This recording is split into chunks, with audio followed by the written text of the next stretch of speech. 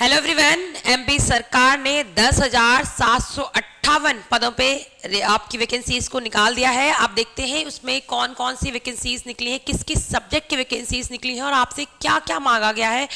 तो ये वैकेंसीज जो निकली है टीचर्स के लिए निकली है। देखो, मध्य प्रदेश शासन स्कूल शिक्षा विभाग के अंतर्गत माध्यमिक शिक्षक कौन सी है आपकी माध्यमिक शिक्षक विषय में कौन कौन सी वैकेंसीज निकली है आपकी संगीत गायन वादन के लिए वैकेंसीज निकली हुई है।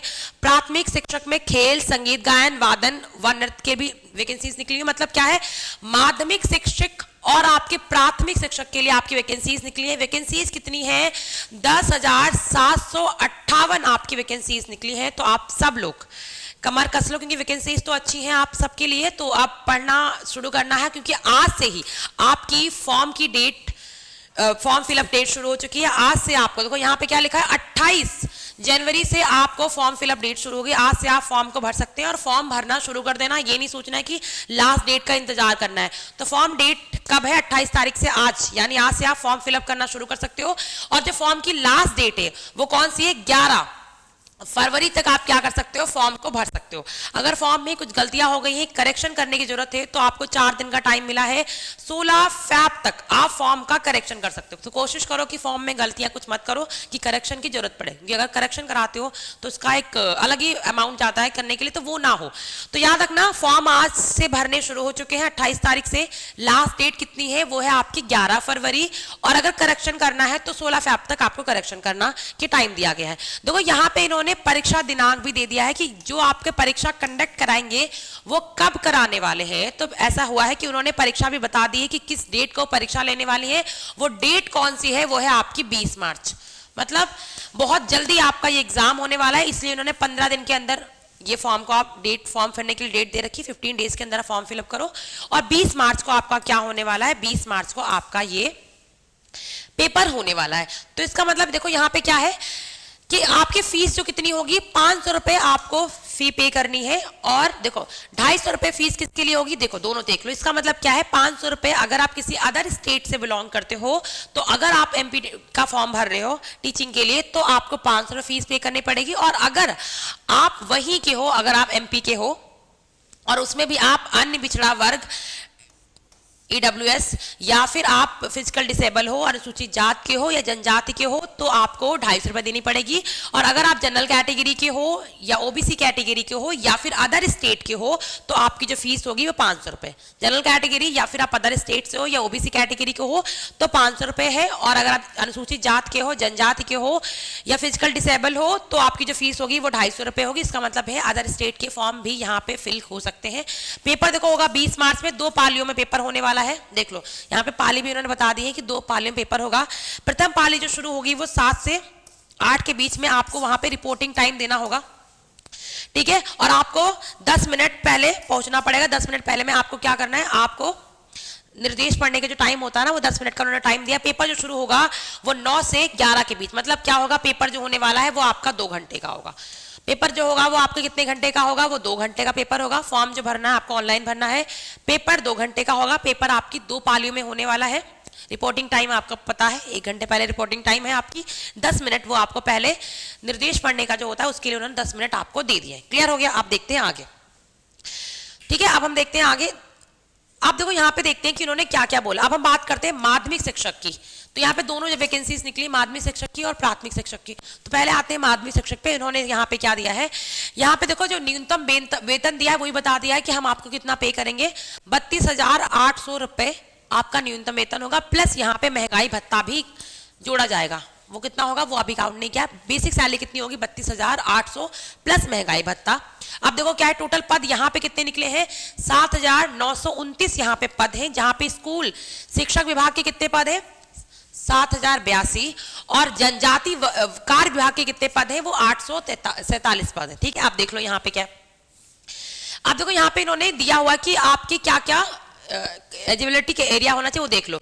इन्होंने बोला है कि आप संबंधित में स्नातक उपाधि होनी चाहिए आपकी, और साथ में आपके पास 2 वर्षीय डिप्लोमा हो, या तो अपने स्नातक उपाधि लियो, साथ में आपके पास 2 वर्षीय डिप्लोमा। दूसरा क्या है, संबंधित विषय में न्यूनतम 50% अंक आने चाहिए आपके, साथ में शिक्षा शास्त्र में क्या हो, आपको 1 वर्ष की उपाधि, मतलब या तो फिर आपने बीएड कर रखा हो, ठीक है। आप देखो क्या है, संबंधित विषय में न्यूनतम 45% होना चाहिए, ये भी इन्होंने बोला। पर एक चीज जरूर याद रखना, वो इन्होंने बोला है कि आपके पास एमपी टेट होना चाहिए। मतलब क्या, आपने एमपी टेट को पास किया हो। तो ये भी आपको याद रखना है कि एमपी टेट का पास होना जरूरी है। अगर आपने एमपी टेट पास किया है तो जाके आप इस फॉर्म को भर सकते हो। यहाँ पे इन्होंने सी टेट का नाम नहीं लिया, मतलब सी टेट इन्होंने नहीं मांगा है। आपको एमपी टेट पास होना जरूरी, आपको क्या है, आपको एमपी टेट पास होना जरूरी। एक बार जरूर जाके आप लोग देखना, नोटिफिकेशन मैंने बता दिया वैसे भी आपको, ठीक है। अब देखो किसकी पेपर कितने नंबर का होगा वो देख लेते हैं। पेपर जो होने वाला है आपका, देखो सबकी अलग अलग दी हुई है। अगर हम संगीत शिक्षक की बात करें, संगीत में यहाँ पे पद की बात कर लो, माध्यमिक शिक्षक में ही संगीत की बात करो तो यहाँ पे 392 पद निकले हुए हैं। वेतन वही सेम है आपका 32,800 प्लस आपका महंगाई भत्ता। अब देखो हम प्राथमिक शिक्षक की बात करें, खेल की बात करें, यहाँ पे कितनी निकली है, यहाँ पे जो आपका न्यूनतम वेतन होने वाला है 25,300 प्लस महंगाई भत्ता। कितना होगा, 25,300 प्लस महंगाई भत्ता होगा, याद रखना है। पद संख्या कितनी है, 1377 पद संख्या है। और टोटल स्कूल में कितनी है, 724 है। और जनजाति विभाग में कितनी है, 853। ये आपको याद रखना है। क्लियर हो गया। अब देखो हम क्या करते हैं, हम सब देखते हैं कि पेपर आपका कितने टाइम आने वाला। देखो अलग अलग में निकली ना, प्राथमिक शिक्षक में और माध्यमिक शिक्षक में अलग अलग निकली हुई। तो अगर हम शिक्षक की बात करें, संगीत गायन में भी आपकी अलग वैकेंसीज निकली, सैलरी सब में सेम है। और इसी तरीके से नृत्य में भी आपकी वैकेंसीज निकली है और सैलरी आपकी सब में सेम है, ठीक है।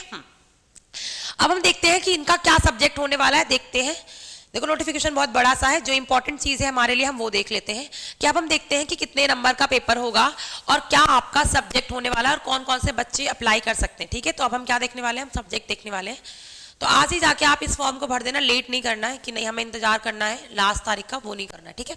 तो देखते हैं जरा इसके सिलेबस के बारे में। देखो गणित में, अगर किसी के पास गणित है तो गणित में अगर वैकेंसीज निकले तो कौन कौन लोग भर सकते हैं। गणित होनी चाहिए आपके पास, या तो आपके पास फिजिक्स होना चाहिए, ठीक है। तो आप इस फॉर्म इसके लिए भर सकते हो। सामाजिक विज्ञान के लिए उन्होंने बड़ा थोड़ा ब्रॉड कर दिया है, जनरली जो हर स्टेट में होता नहीं है। सामाजिक विज्ञान में कौन सब्जेक्ट होते हैं, देखो आपको पता है, इतिहास, राजनीतिक शास्त्र, अर्थशास्त्र, भूगोल, समाजशास्त्र, वाणिज्य, ये सारे सब। इनमें से अगर आपने किसी एक से भी स्नातक किया हो, 2 सब्जेक्टों को लेके, तो भी आप किसी के साथ भी फॉर्म को फिल कर सकते हो। हिंदी आपको पता है, हिंदी है तो आपने हिंदी से स्नातक किया होगा, अंग्रेजी है तो आपने अंग्रेजी से स्नातक किया होगा, संस्कृत है तो आपने संस्कृत से स्नातक किया होगा। और विज्ञान में आपके रासायन विज्ञान, वनस्पति विज्ञान, प्राणी विज्ञान के साथ अगर आपने विज्ञान किया हो तो आप कर सकते हो। देखो याद रखना, एमसीक्यूज होने हैं सारे। देखो याद रखना, जो क्वेश्चन पेपर होने वाला है वो कितने नंबर का होगा, वो आपके 100 मार्क्स का क्वेश्चन होगा, ठीक है। ठीक है, 100 मार्क्स का क्वेश्चन होगा और 100 क्वेश्चन होंगे। तो ये भी याद रखना है, 100 मार्क्स का होने वाला है। क्वेश्चन कितने होंगे, वो भी आपके 100 होंगे, ये आपको याद रखना है। सारे कैसे होने वाले हैं, वो एमसीक्यूज होने वाले हैं। तो पैटर्न समझ लो, देखो क्या होगा, 100 क्वेश्चन आएंगे, 100 नंबर के होंगे कैसे, वो आपके एमसीक्यूज बेस्ड होंगे। कैसे होंगे, वो सारे आपके एमसीक्यूज बेस्ड होंगे और हर क्वेश्चन का आपको 1 नंबर मिलेगा, वो हमने यहाँ पे देख लिया, ठीक है। हर क्वेश्चन का आपको 1 नंबर मिलेगा। यहाँ पे इन्होंने कुछ नेगेटिव मार्किंग की बात नहीं बोली है कि यहाँ पे कोई माइनस मार्किंग होगी, वो ऐसा इन्होंने अभी नहीं बोला है। तो इसका मतलब ये है कि यहाँ पे कोई माइनस मार्किंग नहीं होगी। 100 क्वेश्चन होंगे, कितना टाइम मिलेगा, टाइम होगा आपके पास 2 घंटे का, मतलब 2 घंटे में आपको 100 क्वेश्चन करने हैं। टाइम कितना मिलने वाला है, टाइम मिलेगा आपका 2 घंटे का। तो ये भी याद रखना, 2 घंटे में 100 क्वेश्चन 100 नंबर के। कोई भी यहाँ पे आपके जीके, जीएस, रीजनिंग, मैथ नहीं आने वाली है। जो सब्जेक्ट है आपका, जिस सब्जेक्ट से आप फॉर्म भरेंगे, आपको बस वही सब्जेक्ट पढ़ना है, उसी सब्जेक्ट के आपसे क्वेश्चन आने वाले हैं, ठीक है। तो जिस सब्जेक्ट से आप फॉर्म भरेंगे उसी सब्जेक्ट के आपके 100 क्वेश्चन आएंगे, कुछ भी अलग से आपको नहीं पढ़ना है। तो इन्होंने एक चीज यहाँ पे लिखा हुआ है कि आपको जो आपका माध्यमिक है उसके लिए प्रश्न पत्र है। माध्यमिक अगर आपको टीचर बनने के लिए आपको 9 से लगा के 12 तक की एनसीईआरटी जो बुक्स है, मतलब बुक्स, इनका पाठ्यक्रम आपको बहुत अच्छे से पढ़ना है। 9 से लगा के 12 तक का जो पाठ्यक्रम है उसे आपको बहुत अच्छे से पढ़ना है। बट एक चीज उन्होंने बोली है करना है, साथ में आपको जो कठिनाई का स्तर होगा वो किस लेवल का होना चाहिए, वो स्नातक लेवल का होना चाहिए। मतलब क्या, जब आप 9 और 10 तक की बुक्स पढ़ रहे हो तो जो आपकी अंडरस्टैंडिंग होनी चाहिए वो कैसी होनी चाहिए, वो स्नातक लेवल की होनी चाहिए। क्योंकि अगर आप टीचर बन रहे हो और 9-10 तक के बच्चों को पढ़ाना है आपको, 12 तक के बच्चों को, तो कम से कम आपके पास जो नॉलेज लेवल होना चाहिए वो आपके पास स्नातक लेवल का नॉलेज होना चाहिए। वही उन्होंने बोला है। पेपर तो इसी बेस पे होगा, पर कठिनाई की अगर हम बात करेंगे तो वो लेवल कैसा होगा, वो आपके स्नातक लेवल का होना चाहिए, ठीक है। आप देख लो, समझ आ गया। तो देखो सब्जेक्ट यहाँ पे दिए हुए हैं, इकाई 1 इकाई 2 ये हिंदी का सब्जेक्ट दिया हुआ है, इतनी इकाइयों में पेपर आ रहे हैं। देखो इकाई 14 इकाई 20 20 इकाइयों में पेपर आ रहे हैं। सब्जेक्ट के सब्जेक्ट ऐसे हैं, तो आपका जो भी सब्जेक्ट है, जिस सब्जेक्ट से आप फिल कर रहे हो वो एक बार आप देख लेना। देखो ये हो गया आपका हिंदी का 20 यूनिट में दिया हुआ है। ये देखो इंग्लिश का दिया है, ये भी 20 यूनिट में दिया हुआ है। यहाँ पे देखो लास्ट में history of Indian writing in English. उसी तरीके से यहाँ पे इन्होंने संस्कृत का सिलेबस भी आपका 20 यूनिट में दिया हुआ है। लग बहुत छोटा रहा है बट पढ़ना बहुत है इसके अंदर।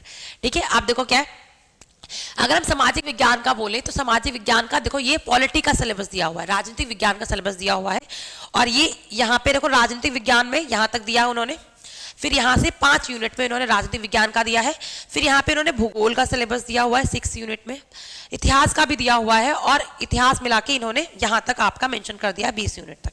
ठीक है, दूसरा बात इन्होंने देखो पॉलिटिकल इंग्लिश में ये सेम चीज़ है, हिंदी इंग्लिश इन्होंने दिया है। तो जिसको जिससे भरना है, फिजिकल से भरना है तो आप एक बार जाके सिलेबस देखो, टीचर ये सिलेबस को आपको एक बार जाके देखना है। ठीक है, तो जिसका जो भी सिलेबस होगा, जिसको जिससे फिल करना है फॉर्म को, वो देख लेगा सिलेबस किसको किससे भरना है, साइंस से भरना है, मैथ से भरना है, फिजिकल से भरना है, तो वो अपना जाके सिलेबस एक बार जरूर देख लेगा। ठीक है, तो ये बहुत अच्छा मौका है आप लोगों के लिए, क्योंकि पेपर की डेट फिक्स कर दी है। तो ये बहुत अच्छा है कि आपका फॉर्म फिलअप डेट शुरू हो चुकी है।